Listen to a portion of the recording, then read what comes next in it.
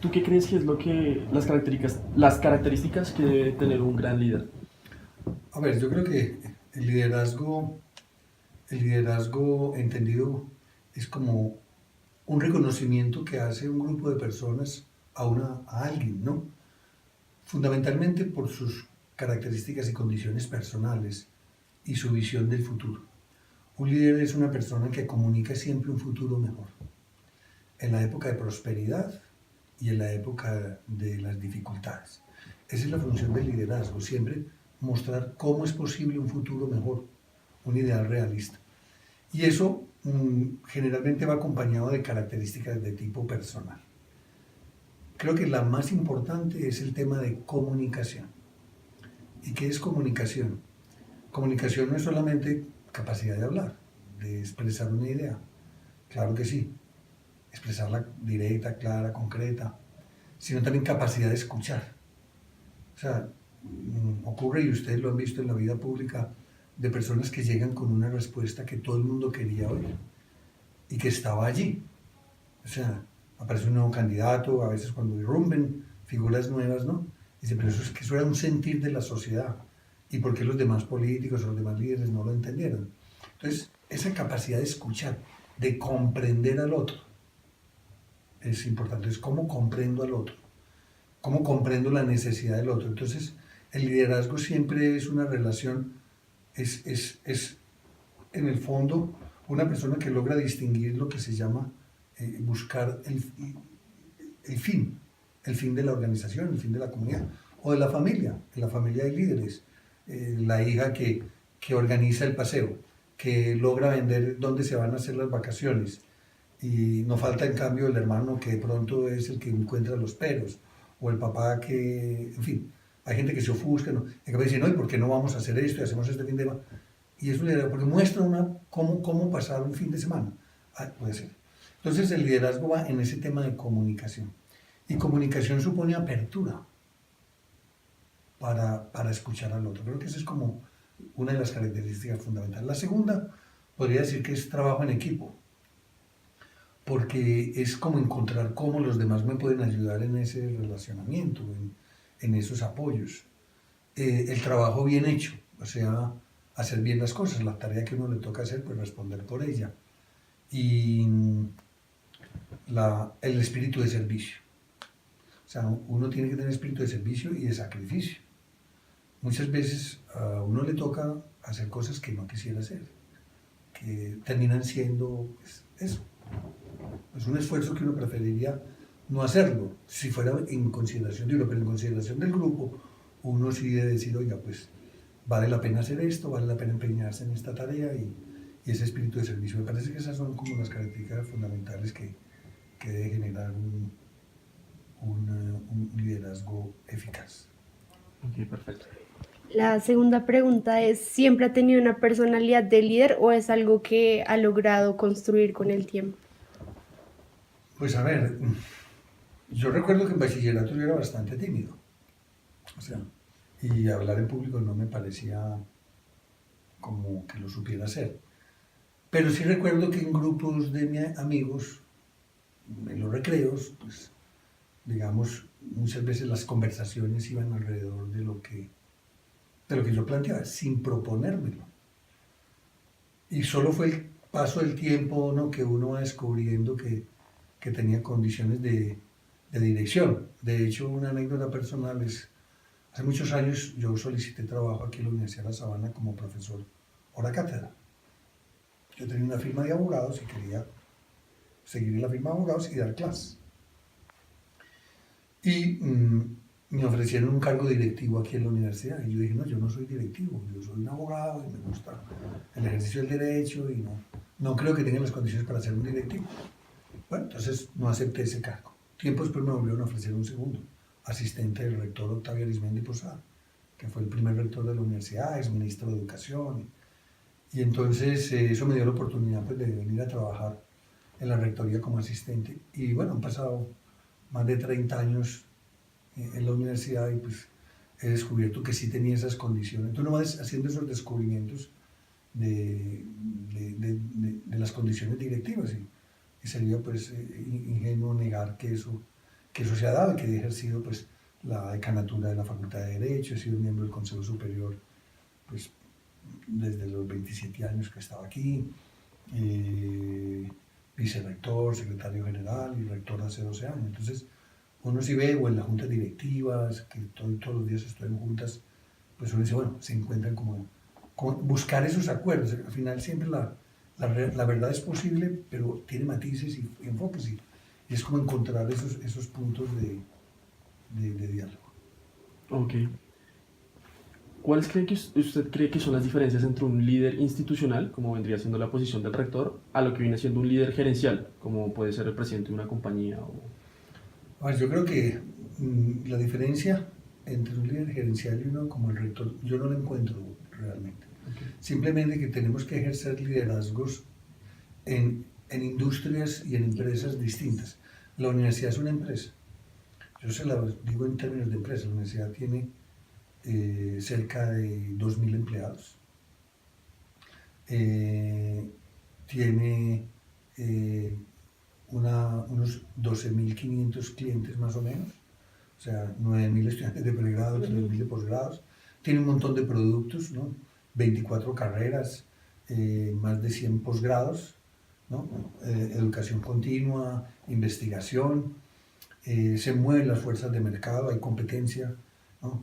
Todas las universidades buenas de Colombia, internacionalmente, competimos por los mejores estudiantes, por los mejores profesores. O sea, se maneja un presupuesto, que se maneja un presupuesto muy importante en la universidad, se requiere conseguir recursos adicionales, o sea, hay que hacer un management, una gerencia de PIGs, de cuenta de resultados, de contabilidad. Nosotros hoy estamos trabajando, yo termino esta reunión con ustedes y voy a una reunión de lo que se llama el desarrollo de la gestión de la estrategia. Yo estoy trabajando con mi equipo qué vamos a hacer los próximos 10 años, cuáles son, cómo la universidad va a enfrentar la cuarta revolución industrial, que es toda una transformación en la economía, que ustedes no la entienden porque ustedes han nacido en este momento, pero ustedes no han visto el antes, no vivieron el antes. Pero para quienes venimos del siglo pasado y conocemos historia, lo que se está dando hoy en el mundo es ruptura significativa, o sea, es una ruptura profunda en los conceptos de la economía, la cuarta revolución industrial, en los términos de la producción, en los términos del mercado, y eso, ¿cómo va a ser para, como empresa, sobrevivir esta universidad? Tiene que ser manejada con criterios gerenciales y por eso pues hay cosas que hay que hacer. Y entonces yo diría que tiene un propósito distinto, pero al final hay que manejarlo con sentido gerencial.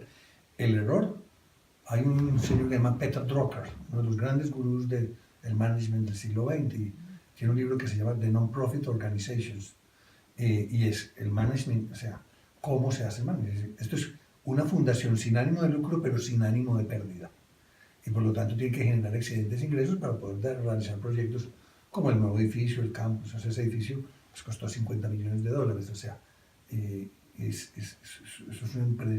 es una empresa financiera como la que puede tener el presidente de Bavaria. O sea, son retos similares. Okay. La siguiente pregunta es esta, ¿cierto? ¿Cuál? La 7. Okay. ¿A qué retos se enfrenta un líder como usted en el día a día?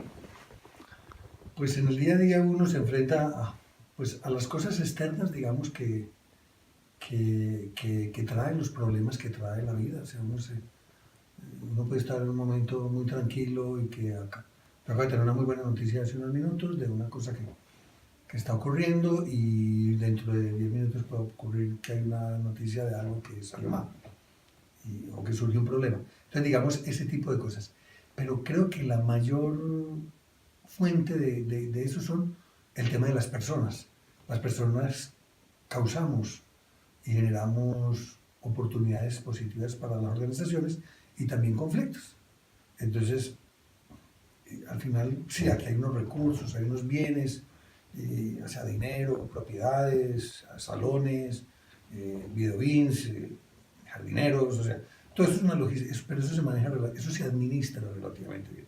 Pero el tema de las personas, ¿no? El profesor que vino, el profesor que no vino, aquella persona que está inconforme, aquel que está muy contento, aquel que hay que contratar, aquel que de pronto pues ya no sigue. Es decir, Entonces uno permanentemente está en interacción personal y de ahí es donde vienen los mayores retos. Porque uno puede estar cansado, porque uno puede no darse cuenta, por ejemplo, de las necesidades de las personas, qué está pasando y entonces ese es como el gran reto de saber qué es lo que está pasando con las personas para que ayudarle a las personas y ser un vehículo para aliviar cargas innecesarias. Hay gente que tiene preocupaciones innecesarias, hay gente que en cambio no se está preocupando de cosas que vale la pena que se preocupen. Entonces creo que es el tema personal, la interacción personal, lo que es más difícil en el día a día, porque yo no sé qué va a pasar en la reunión ahora, con los que me van a encontrar, cuál es el ánimo, qué va a ocurrir, cómo va a ser, y por lo tanto es estar atento a eso. Tengo entendido que llevas 12 años como rector y pues en esos 12 años, ¿cuál ha sido el obstáculo más grande que te has encontrado? A ver, nosotros tuvimos una tragedia muy compleja en el año 2011, exactamente hace 6 años, y 7 años ya, que se inundó toda la universidad, a 1,70 m todo el campus que ustedes ven. Entonces, digamos, eso fue un reto muy significativo porque en ese momento la continuidad de la organización de la universidad se paralizó. En los estudios de la literatura, de la administración, aparece, sí, hay empresas que se paralizan. Y claro, una universidad que tiene el campo inundado, pues queda paralizada. Entonces eso pues, puede ser la quiebra, en fin, o sea, el cierre, o sea, una cosa que fue muy significativa. Entonces yo creo que ese fue un reto, digamos, significativo. Ok. Teniendo en cuenta que al ser la cara de la universidad y usted tiene una gran responsabilidad por esto, ¿qué estrategias utiliza para poder tratar y tener una relación cordial con todos sus subordinados? Procuro ser muy yo. O sea, el peligro de eso es uno ser como un actor. Y porque yo tengo una personalidad, mi modo de ser, yo soy antioqueño, de familia antioqueña, tengo mi sentido del humor propio, entonces yo sé que hay cosas que no es, yo soy como soy, y entonces mi naturalidad es lo importante, porque al final eso soy yo, y entonces habrá gente que le guste una cosa, ¿no? Pero eso soy yo como ustedes son ustedes, entonces creo que una de las claves es uno ser natural y ser como uno es, entonces con sus defectos que afloran y sus cualidades, y por lo tanto, entonces la gente inmediatamente entiende que, porque uno se forma una figura de la persona que ocupa un cargo y no es la persona, es normal, como cualquiera, y se habla como con cualquiera, y ese es un poquito, me parece que es, no hay que planear nada, sino ser cada uno como es. Claro. Teniendo en cuenta esto pues del teamwork, a la hora de delegar tareas, qué es lo más difícil de delegar? ¿O cómo haces tú para identificar si a esta persona se le puede delegar algo o no? Yo no he tenido problemas en la delegación, de hecho, aprendí a hacer eso, me tocó aprenderlo por el trabajo. Y dicen algunos que les cuesta a veces a mí no me cuesta, y de hecho, pero que, claro, cuando uno delega la gente no hace las cosas como yo las haría. Mm. Ese es, digamos, uno de los grandes temores y una de las grandes barreras que tiene la gente cuando delega cosas. A mí, honestamente, y ese creo que es el arte que he aprendido a delegar, yo delego y que hagan. ¿Sabe? Y vienen con la cosa totalmente distinta. A mí eso no me preocupa. Perdón, le pongo una broma. Una vez iba con un amigo, íbamos en el carro de la rectoría, ¿no? Y entonces la persona, íbamos hablando, negociando, no sé qué, y él iba diciéndole al conductor, pero, oiga, mire, que allí en la 127, que no, en fin, dándole un montón de instrucciones al conductor. Bueno, terminamos la reunión, y yo más o menos en broma le dije, oye, mira, ¿sabes qué? Yo con el conductor, que se llama Rubén, que además cumplimos años el mismo día, Rubén, le dije, Rubén, y yo con Rubén tengo un convenio. Es que él no me da consejos para la rectoría y yo no le doy consejos para la conducción. Claro. O sea, él conduce y él me tiene que llevar ahora no sé dónde y tal, no sé, alguna vez le puedo dar una sugerencia si las circunstancias lo ameritan, pero muchas veces, entonces, le ponía eso como un ejemplo, uno tiene que delegar y pues es el que hace. Entonces, cuando uno interviene demasiado, claro, no lo haría como yo lo haría. Pero alguna vez, por ejemplo, a mí me escriben palabras, ¿no? Ayer me llegó un discurso que tengo que dar, que alguien prepara, porque yo no puedo preparar todos los discursos, me los entregan y a veces muchos, la mayoría son míos, la mayoría. Pero a veces cosas muy breves, pues, ¿no? El jueves pasado tuve una reunión aquí con la ministra del Interior, parlamentarios, eh, alcalde de Bogotá, bueno, en fin, alcaldes de la región, un evento muy importante en el campus. Pues esas palabras ahorita me las escribieron, ¿no? O sea, no, y eran 2 páginas y claro, yo lo hubiera escrito distinto, hubiera dicho más cosas. Pero yo no tenía las 3 horas para preparar los 10 minutos que iba a hablar, porque para hablar 10 minutos estaba bien, estaba bien. Entonces, yo no tenía 3 horas para dedicarle a preparar unas palabras que fueran mías, que dijeran unas ideas que yo, no, no tenía ese tiempo. Y las personas son competentes, me hicieron unas palabras que quedaron bien y estaban bien. Entonces, claro, si usted me pregunta, ¿satisfecho yo con esas palabras? Plenamente no, porque no decían todo lo que yo hubiera podido decir. Pero para poderlo decir me gastaba una mañana preparando las ideas que fueran mías, entonces, pero no justificaba en la naturaleza del evento, pues, porque yo no era el centro de la información, lo importante era el alcalde de Bogotá, la ministra, los parlamentarios, los alcaldes que estaban opinando sobre el tema y que eran los expertos y eran el debate. Yo estaba dando un saludo de bienvenida. Entonces delegas eso y como salga más o menos, ¿no? Pues claro, uno corrige, incluso sobre la marcha, leyendo, cambié palabras, ¿no? La palabra humildad la cambié por servicio. En fin, cosas, voy leyendo y ya lo había leído, preparado, eso sí, y lo había corregido, pero aún sobre la marcha le cambio cosas y le pongo nota y hago pausas y le agregaba cosas personales. Acaba de escuchar a la ministra Nancy Patricia decir una cosa, entonces yo dije, como la doctora Nancy Patricia, que tal, no sé qué, acaba de escuchar. En fin, es poder generar, apropiármelo, digamos, de alguna manera. Okay. Delegar es eso. Delegar es confiar en las otras personas. Okay. Entonces, yo no veo ninguna dificultad en eso. Con respecto también un poco conectado a la pregunta anterior, ¿qué características tienen que aportar sus subordinados para poder aplicar efectivamente su liderazgo? Yo creo que creatividad, o sea, yo creo que uno de los éxitos en la Universidad de La Sabana es que precisamente por el cargo que ejerzo, la mayoría de las iniciativas que hay en la universidad vienen de la gente, no vienen de mí. O sea, esto no es una montaña ya, un inspirado que genera procesos. No, las grandes ideas que se han ocurrido en estos años en la universidad han venido de muchas personas, de muchos frentes. No son mías. O sea, no son ideas mías, no son proyectos míos. Algunos sí, pero ¿qué importa quién es él? Claro, yo lo que veo es oye, ese proyecto apoyémoslo, ¿no? Y entonces yo creo que la mejor manera de contribuir en una relación con un líder es tener creatividad, tener iniciativa y generar entonces los espacios de confianza y digo, bueno, pues ese es su proyecto, pues si es su proyecto, yo no le veo ningún problema, para adelante. Y es un proyecto. Y entonces eso genera sentido de pertenencia, entusiasmo, porque la gente hace y desarrolla su propia idea. Aquí no es que los gerentes, los rectores, la cabeza de una organización, el líder, se le ocurren las ideas, no le ocurren las ideas.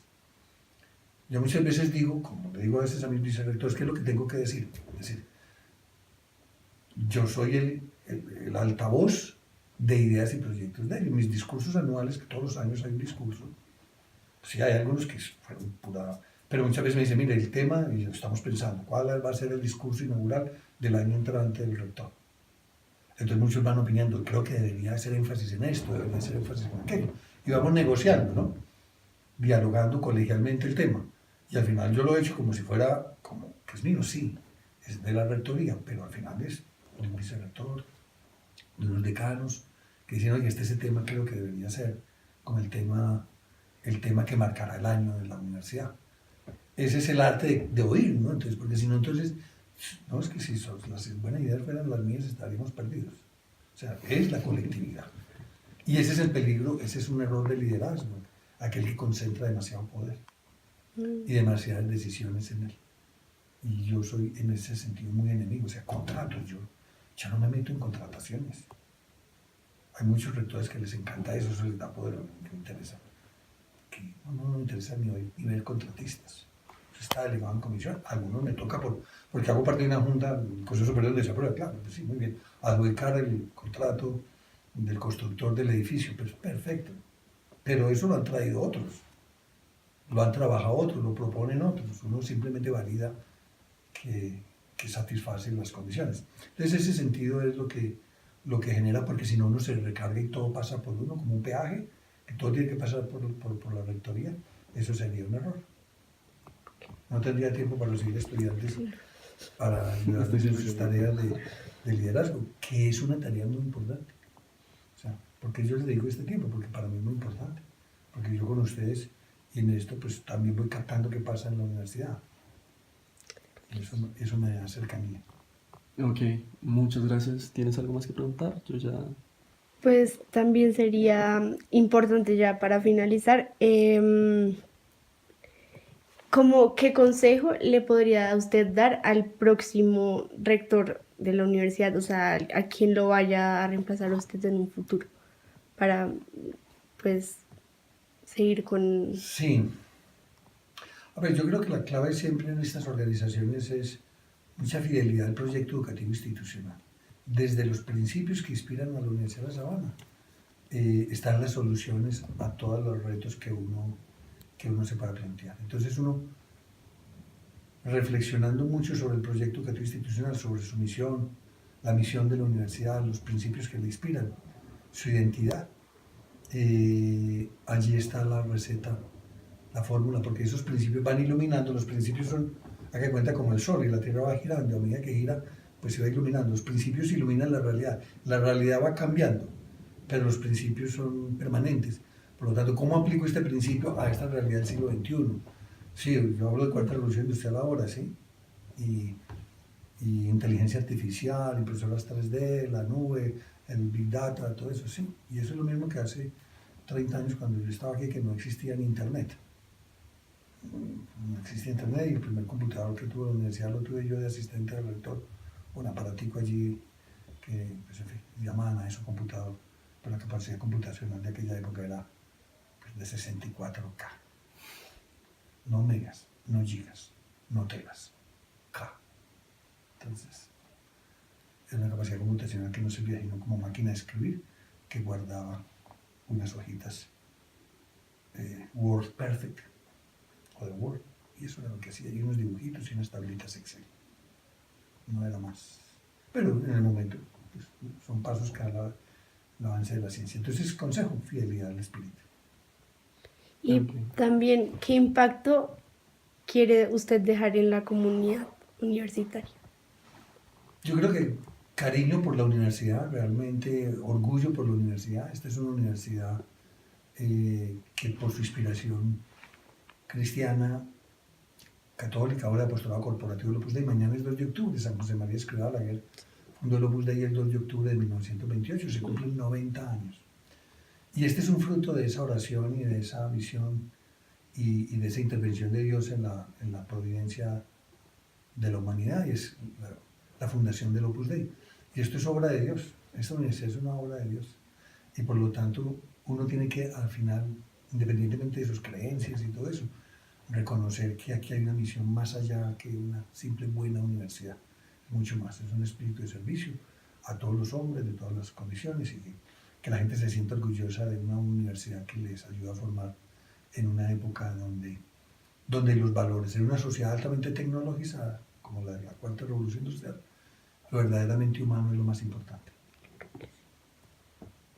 Ok. Muchísimas Muchas gracias, gracias. señor rector. En serio Muy que bien. apreciamos mucho su tiempo. Sí. Perfecto.